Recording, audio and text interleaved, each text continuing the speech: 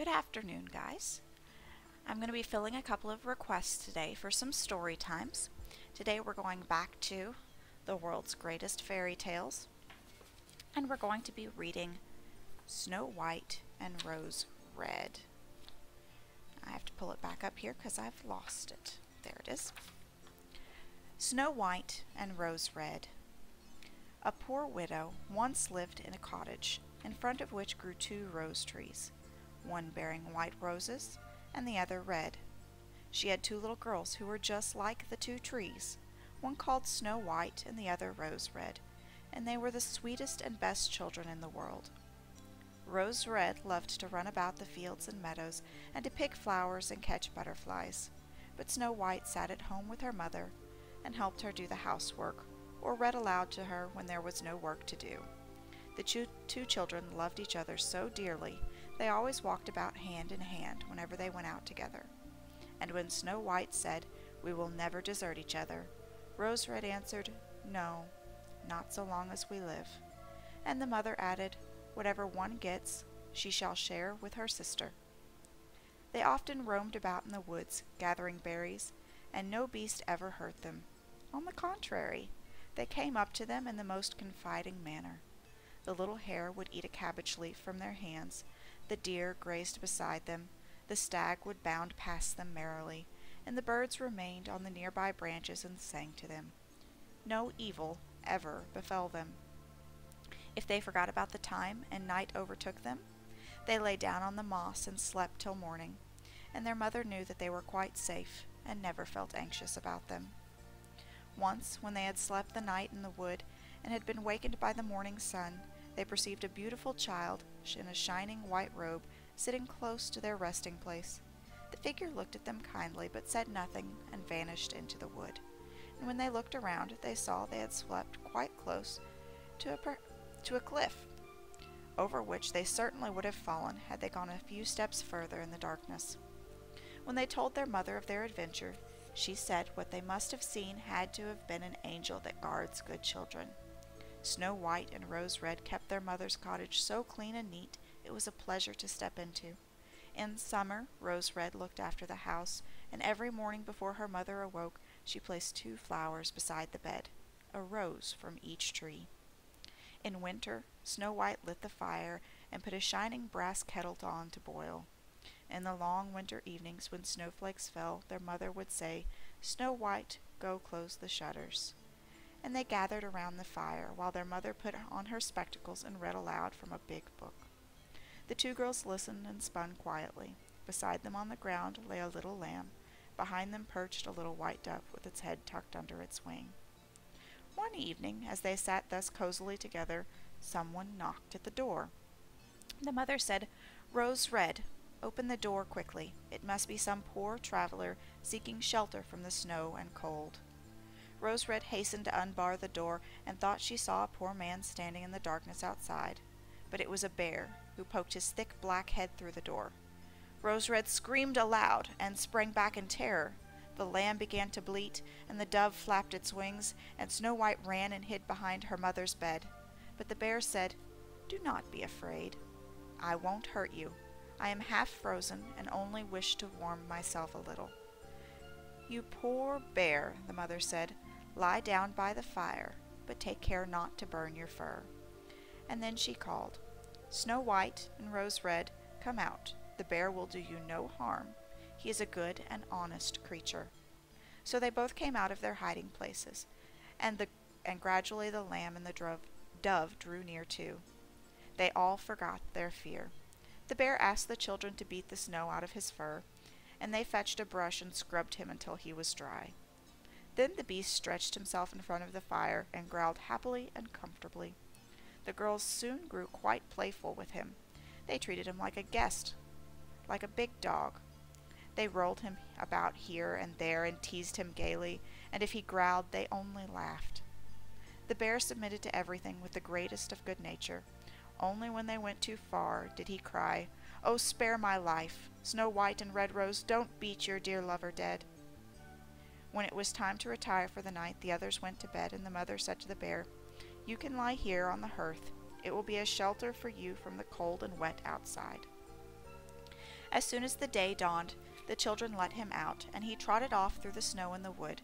From this time on, the bear came every evening at the same hour and lay down by the hearth and let Snow White and Rose Red play what pranks they liked with him. They grew so accustomed to his visits that the door was never locked at night till their friend had made his appearance. When spring came and all the world outside was green, the bear said one morning to Snow White, "Now I must leave you, and I will not return again the whole summer." "Where are you going, dear bear?" asked Snow White. "I must go to the forest and protect my treasure from the wicked dwarfs. In the winter, when the earth is frozen hard, they remain underground, for they cannot work their way through. But now, when the snow has thawed and the sun has warmed the ground, they come out and spy the land and steal what they can. Anything that falls into their hand and disappears into their caves with them is not easily brought to light again." Snow White was quite sad over their friend's departure.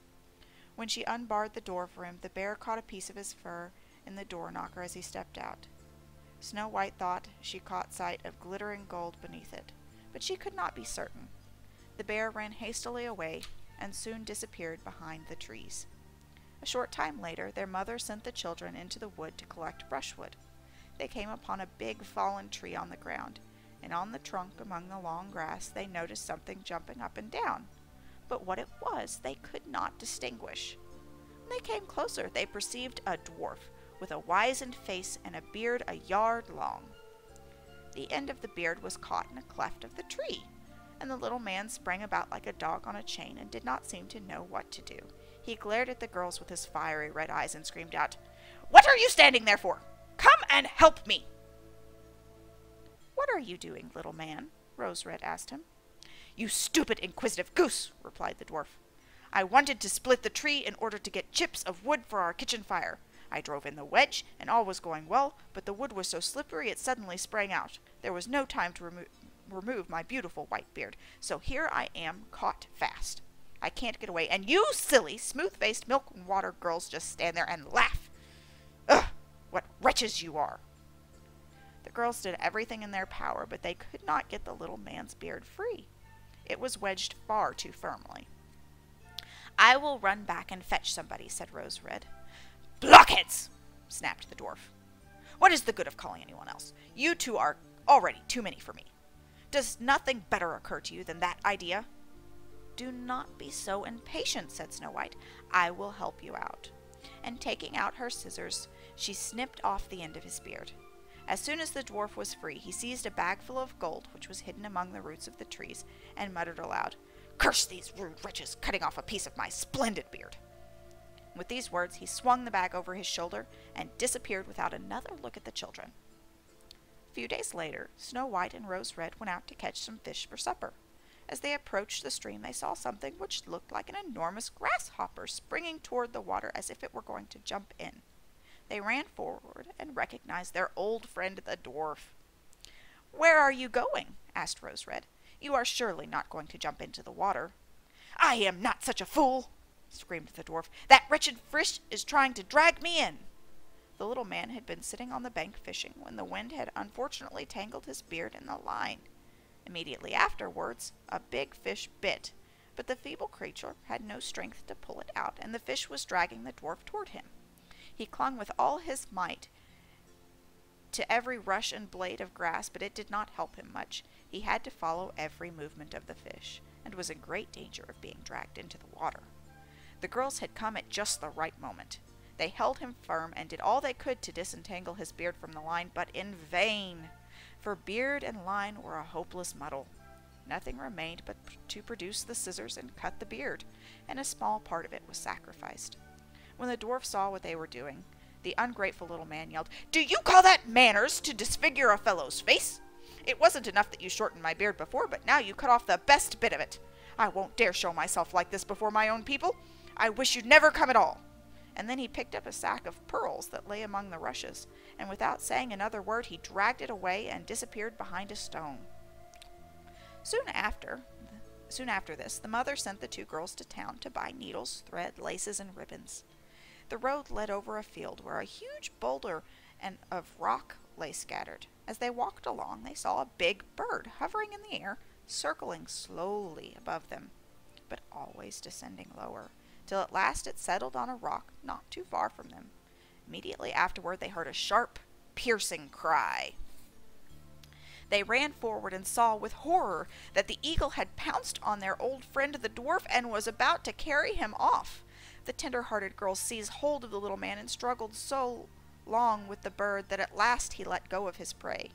When the dwarf had recovered from the first shock, he screamed in his screeching voice, "Couldn't you have treated me more carefully? You have torn my fine little coat all to shreds, awkward hussies that you are!" And then he took up a bag of precious stones and vanished under the rocks in his cave.